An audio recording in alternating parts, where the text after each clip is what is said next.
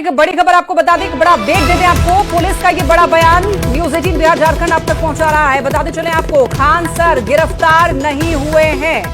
Update आप तक पहुंचा दें, खान सर की गिरफ्तारी नहीं हुई है। हमारी अभी बातचीत हुई है और ऐसे में आपको ये अपडेट न्यूज 18 बिहार झारखंड दे रहा है कि खान सर पुलिस की गिरफ्त में नहीं है, पुलिस की हिरासत में नहीं है। खान सर की गिरफ्तारी नहीं हुई है। ये बड़ा अपडेट इस मामले में। बीपीएससी अभ्यर्थी लगातार प्रदर्शन कर रहे हैं और ऐसे में आपको ये अपडेट पहुंचा रहे हैं। गर्दनीबाग में प्रदर्शन लोग कर रहे हैं, लेकिन खान सर की गिरफ्तारी नहीं हुई है।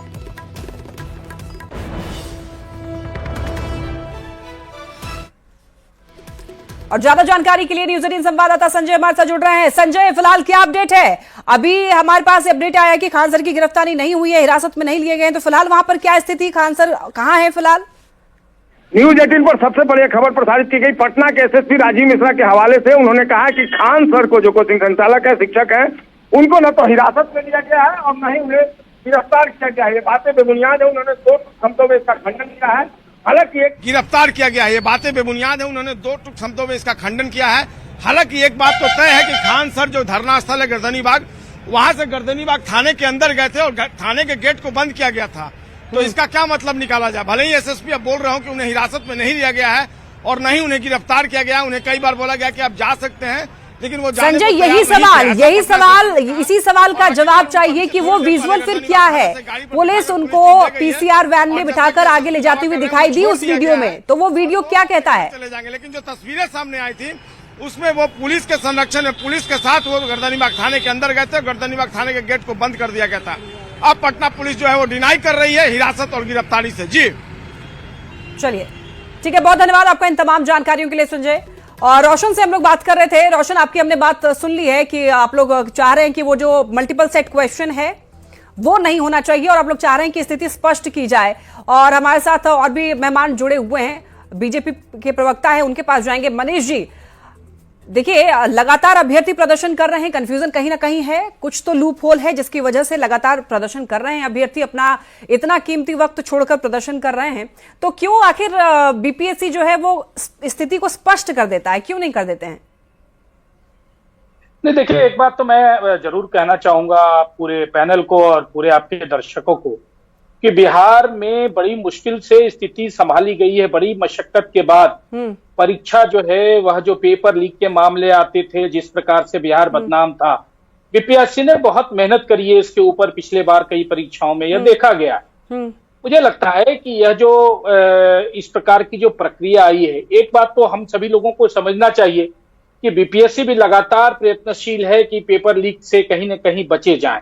एक बात। देखिए, दूसरी बात, जो नॉर्मलाइजेशन की जो प्रक्रिया है, मनीष जी, लगातार चेयरमैन साहब जो हैं वो अपडेट दे रहे हैं कि नॉर्मलाइजेशन अगली बार से लागू होगा, अभी लागू नहीं है। तो आखिर पूरी तरीके से स्थिति स्पष्ट क्यों नहीं कर देते हैं? जो मांग है, अभ्यर्थी जो है, जो चाह रहे हैं, वो बात बोल दीजिए या नोटिस जारी कर दीजिए। मैं उसी विषय पे आ रहा था। मैंने कहा कि कल ही, आज आंदोलन की तिथि थी, इसी वजह से कल ही बीपीएससी के चेयरमैन ने, उनका विजुअल्स आया, उन्होंने स्पष्ट रूप से कह दिया कि नॉर्मलाइजेशन लागू नहीं होगा। अब इसके बाद मुझे लगता है कुछ कहने को बचा नहीं था, लेकिन इसके बाद भी जो तिथि तय की गई थी छात्र नेताओं के द्वारा आंदोलन का, वो लोग आज आंदोलन किए। जबकि बीपीएससी के चेयरमैन अगर ऐसा कहते हैं तो यह काफी है। नोटिफिकेशन की बात आ रही है, यह एक लीगल प्रक्रिया है। अभी आपके छात्र नेता रोशन जी कह रहे थे कि एक फर्जी कुछ लीक हुआ था, तो उसका उन्होंने जो है क्लेरिफाई अपने वेबसाइट पर किया। देखिए, यह बीपीएससी का विशेषाधिकार है। हर चीजों पर आप बीपीएससी से सवाल नहीं कर सकते हैं। बीपीएससी ने कहा है कि नॉर्मलाइजेशन लागू नहीं होगा, नहीं होगा। दूसरी बात है, जब विज्ञापन दिया गया था, विज्ञापन में जो जिन शर्तों पर सारे छात्रों ने अपने फॉर्म फिलअप किए हैं, उन्हीं शर्तों के आधार पर यह परीक्षा ली जा रही है। तो बीच में इस प्रकार के विषय उठाना, जब 3 दिन 4 दिन बचे, 1 सप्ताह बचे हो परीक्षा में, तो मुझे लगता है कि यह कहां तक उचित है। नहीं, देखिए, इनका कहना यह है कि नॉर्मलाइजेशन की बात पहले तो नहीं थी और अब क्यों नॉर्मलाइजेशन जो है करने की बात सामने आ रही है। हालांकि चेयरमैन साहब कह रहे हैं कि नॉर्मलाइजेशन नहीं लागू होगा, लेकिन वो जो वहां पर जो पेंच फंस रहा है ना, उसको लेकर की स्थिति स्पष्ट चाह रहे हैं ये लोग कि वो मल्टीपल क्वेश्चन सेट पेपर की बात सामने आ रही है ना, तो वो चाह रहे हैं कि वहां पर अगर मल्टीपल सेट हो गए क्वेश्चन के तो जाहिर बात है कि वहां पर एवरेज तरीके से ही उसका स्कोरिंग होगा। नहीं, देखिए ये चीजें जो है, जो क्वेश्चन पेपर सेट की जो बात हो रही है, एक बात तो बड़ा स्पष्ट है कि जब विज्ञापन निकला था इसका, पिछले सारी 14 परीक्षाएं इसी आधार पर ली गई है बिहार की बीपीएससी के। ये जो 70वीं परीक्षा हो रही है, यह भी उसी आधार पर ली गई है। ठीक है। विज्ञापन भी जब निकाले गए थे उस समय भी इसी शर्त के आधार पर विज्ञापन निकाले गए थे। अब रही बात यह चीज की किस सेट से परीक्षा ली जाएगी, बिहार में मैंने कहा कि अब लौटूंगे आपके पास मनीष जी। आरजू खान भी हमारे साथ जुड़े हुए हैं। आरजू जी, क्या आपको लगता है कि नॉर्मलाइजेशन जो है वो धांधली का एक रास्ता है, बहुत आसान सा एक रास्ता? सबसे बड़ा सवाल है कि आप प्रदेश में किसके लिए बैठे हुए हैं या देश में किसके लिए? आप अपने गरीब बेरोजगार नौजवानों के लिए बैठे हैं। अगर वो बात उठाते हैं कि नॉर्मलाइजेशन नहीं होना चाहिए तो बीपीएससी को स्पष्टीकरण देने में इतना टाइम क्यों लग गया? अगर स्पष्टीकरण दे दिए होते अगर बीपीएससी के चेयरमैन, तो ये आज नौबत नहीं आती। जिस तरीके से राजीव जी आए और उन्होंने सीरियस से एकदम खारिज कर दिया कि खान सर को नहीं किया गया अरेस्ट, लेकिन आपने वो स्टिंग ऑपरेशन भी दिखा दिया कि है या नहीं है। और इनकी मजबूरी है, सत्ता में बैठे हुए ये लगातार विरोध क्यों हो रहे हैं? बीपीएससी के पेपर लीक क्यों हो रहे हैं? आप 239 लोग जो हजारीबाग से पकड़े गए, आपने उन लोगों के लिए क्या किया? उसको आजीवन प्रतिबंध किया। 93,000 लोग जो है बीपीएससी का फॉर्म नहीं भर पाए हैं। छात्र के जो लीडर हैं वो कहते थे कि आप 2 से 3 दिन और दे दीजिए। आपने बीपीएससी के चेयरमैन ने उनकी बात को नहीं माना, तो यह असंतोष तो होगा ना। और दूसरी बात, आप प्राइवेट कोचिंग के शिक्षकों से बैठकर आप राय मशवरा कर रहे हैं, लेकिन आप सरकारी जो लेकिन एक और बात देखिए, अभ्यर्थी जो है वो लगातार मांग ये भी है उनकी कि कुछ दिनों का और उनको टाइम दिया जाए, कम से कम 1 दिन का, जिससे जो बचे हुए लोग हैं वो फॉर्म भर सके। लेकिन इससे पहले एक बार और डेट एक्सटेंड हो चुका है, एक्सटेंड होकर के ही लास्ट फॉर्म भरा है। आपकी जवाबदेही, मेरी जवाबदेही, सत्ता में बैठे हैं तो अपने प्रदेशवासियों के लिए ही है ना। अगर उनकी बात को मान लेते, ये स्पष्टीकरण कर देते कि नॉर्मलाइजेशन नहीं होगा, तो ये होता ही नहीं आंदोलन। और आप क्यों नहीं कर रहे थे स्पष्टीकरण? इसलिए कि आप उसी नॉर्मलाइजेशन पे लेके आते, एग्जाम हो जाता, छात्र जो है आंदोलन करते, कुछ भी करते, आपके ऊपर क्या फर्क पड़ता था? और दूसरा चीज, जब बिहार सरकार ने ये खंडन कर दिया कि जो है प्राइवेट कोचिंग जो है बीपीएससी पेपर लीक में, यूपीएससी पेपर लीक में या सीएचओ लीक में यही लोग संलिप्त है, उसके बाद भी बीपीएससी के चेयरमैन को क्या जरूरत पड़ी कि इन प्राइवेट लोगों के साथ बैठ के आप राय मशवरा कर रहे हैं? आप उनके साथ बिल्कुल ऐसे तमाम सवाल खड़े होते हैं। देखिए आरजू जी, रोशन जी हमारे साथ लगातार बने हुए हैं। अगर मान लीजिए कि अब तो 13 तारीख को पेपर है, अनाउंसमेंट हो चुका है, अब तो एडमिट कार्ड भी आ गया है और लगातार चेयरमैन साहब कह रहे हैं कि नॉर्मलाइजेशन जो है वो लागू नहीं होने वाला है। अब कुछ ही लगभग 5 से 6 दिन का समय है, तो अगर मान लीजिए आप लोगों की मांग जो है नहीं मानी जाती है, तो आगे आप लोग क्या सोच रहे हैं, क्या विकल्प है आपके पास?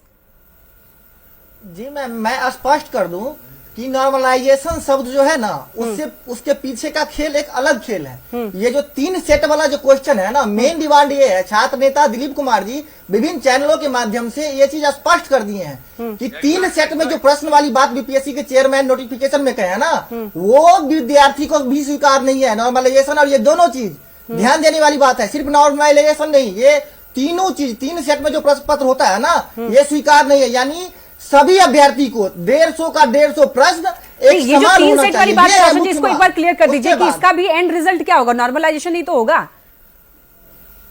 देखिए मैम, जी मैम वही बता रहे हैं, अगर नॉर्मलाइजेशन नहीं भी होता है ना, तो 3 सेट में अगर प्रश्न रहेगा तो विभिन्न अभ्यर्थी को 3 यानी 150 क्वेश्चन अलग अलग प्रकार के रहेंगे, जिसके कारण से किसी अभ्यर्थी को। ठीक है, लेकिन आप देखिए एक आखिरी सवाल आपसे पूछना चाहते हैं रोशन जी, कि देखिए ये तो पहले से ही लिखा हुआ था उसमें नोटिस में, जब भी आप लोग फॉर्म भर रहे होंगे तो आप लोगों ने पढ़ा भी होगा, तो ऐसे में आप देखिए समय भी कम है, तो क्या ऐसा नहीं लगता है कि जो अभ्यर्थी वहां पर जाके अपना टाइम वेस्ट कर रहे हैं प्रदर्शन में, उनको प्रदर्शन छोड़ के पढ़ाई पर समय देना चाहिए जल्दी से?